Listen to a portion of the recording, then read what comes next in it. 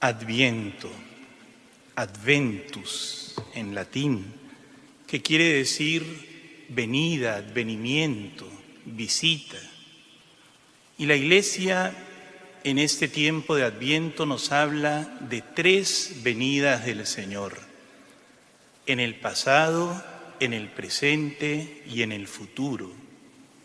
Jesús vino en el pasado, en la humildad de nuestra carne mortal. Por eso en el Adviento recordamos, hacemos memoria del misterio fundamental de nuestra fe, que es el misterio de la encarnación. Pero Jesús viene también en el presente, viene cada vez que celebramos la Eucaristía. La Eucaristía es un memorial, un recuerdo y una actualización de ese sacrificio de Cristo en la cruz. Y también al mismo tiempo es un anticipo del banquete del reino de los cielos. Pero Jesús no solamente viene en la Eucaristía, como dice un hermoso prefacio de este tiempo, viene en cada persona y en cada acontecimiento. Es decir, las distintas circunstancias de la vida son maneras como también el Señor toca la puerta de nuestro corazón y quiere venir a estar más cerca de nosotros. Puede ser una enfermedad, puede ser un libro que leo, una película que veo, un consejo que escucho. Puede ser también una circunstancia alegre, una bendición que he recibido de Dios, o quizás incluso una circunstancia triste, la muerte de un ser querido. Recordemos lo que decía Jesús en el Evangelio de Juan: un día vendré por ustedes y los llevaré conmigo. Para un cristiano la muerte es un adviento, y también para sus familiares.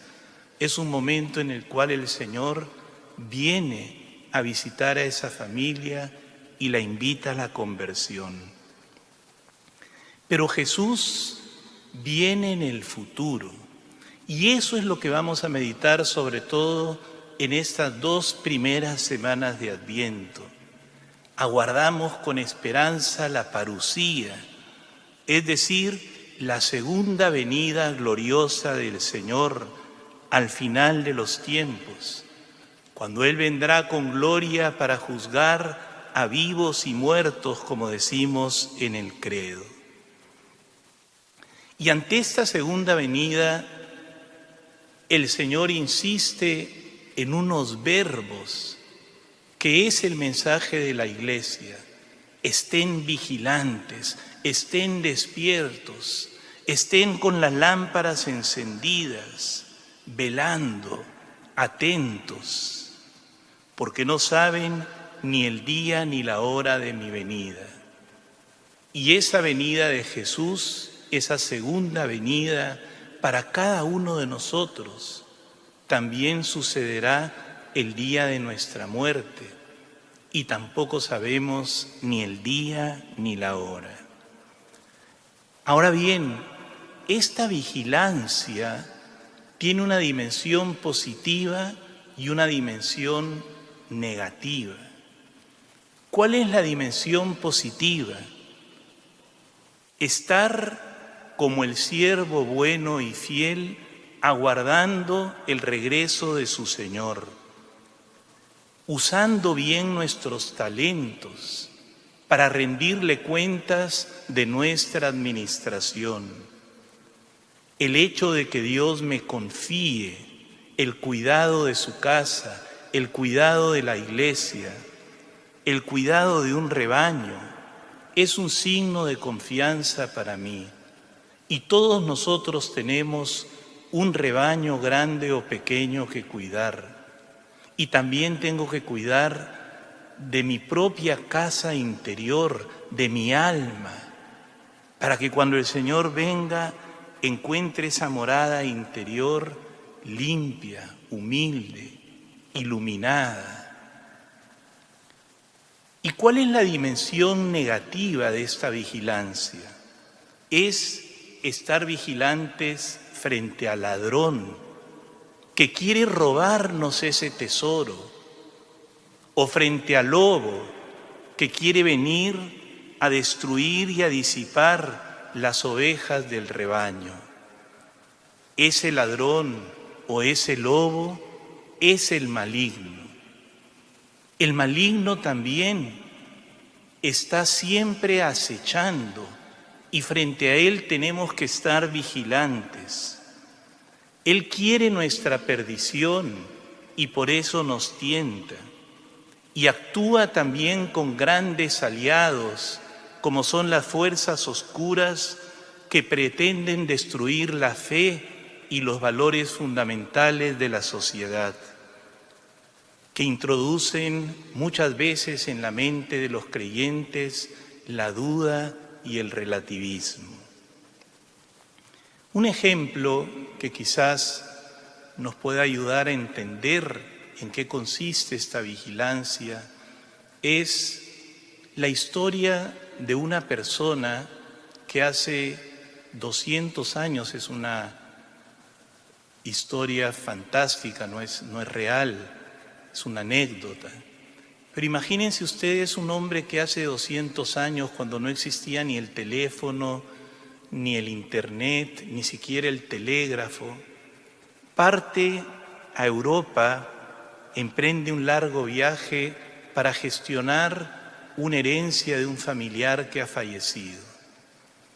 Y deja a su esposa, una mujer joven y hermosa, al cuidado de sus hijos, de su casa y de su patrimonio familiar. Y la invita a que permanezca fiel, a que esté vigilante y le promete: yo voy a volver, no sé cuándo, pero en algún momento yo voy a volver. Y quizás ese esposo tarda y la esposa comienza a sentirse intranquila, deprimida, sola, incluso tentada. ¿Será que mi esposo va a volver? ¿No será que se va a quedar para siempre allá en Europa o ha formado otra familia o me ha abandonado? Y sin embargo, ella sabe en su conciencia que tiene que mantenerse fiel, que no debe dejarse seducir por los amantes que la acechan, que de alguna manera son como esos ídolos que quieren arrebatar el corazón. Ahora imagínense ustedes qué alegría, qué alivio, qué paz debe sentir esa mujer cuando de manera improvista el esposo vuelve nuevamente a casa y trae la herencia que había prometido. Esa es un poco la imagen de la iglesia. La iglesia es esposa y es madre. Y la iglesia espera vigilante la segunda venida de Jesús. Esa segunda venida va a marcar el fin de la historia, tal como nosotros la conocemos. Son 3 sucesos que van a acompañar la parusía: la resurrección de los muertos, el juicio final y la transformación de la creación, cuando vengan los cielos nuevos y la tierra nueva, como dice San Pablo. Ahora bien, este fin del mundo no es un acontecimiento espantoso ni terrible frente al cual hay que sentir pánico. Todo lo contrario, nosotros los cristianos vivimos aguardando con esperanza, con anhelo gozoso, esa segunda venida de Cristo. Y por eso todo el tiempo del Adviento vamos a repetir: ven Señor Jesús, ven pronto, no tardes. Maranatá. Aguardamos esa segunda venida. Una vez, cuando viví en Medellín y se acercaba el año 2000, esa década del 90 había sido una década especialmente difícil por la violencia, una señora se me acercó toda angustiada y me dijo: Padre, ¿es verdad que en el año 2000 va a volver Jesús y va a llegar el fin del mundo? Y yo le respondí: ojalá, señora, ojalá. Quizás en la época que vivimos, también algunos de nosotros podríamos pensar lo mismo. Pero ese ojalá no es simplemente un pensamiento pesimista, es todo lo contrario. Es vivir aguardando, sabiendo que en este mundo vivimos como extranjeros, como exiliados, que nuestra patria definitiva es el cielo. Y por eso la Iglesia nos invita a vivir este tiempo la virtud de la esperanza. Voy a mencionar rápidamente 4 características de la esperanza que son importantes. Primero, trascendente. No es una esperanza humana, no es la esperanza, como dice la publicidad de una empresa de seguros, que todo va a estar bien. No sabemos si todo va a estar bien. La esperanza es la virtud teologal por la cual aspiramos a la vida eterna, como felicidad segura, fundada en las promesas de Dios.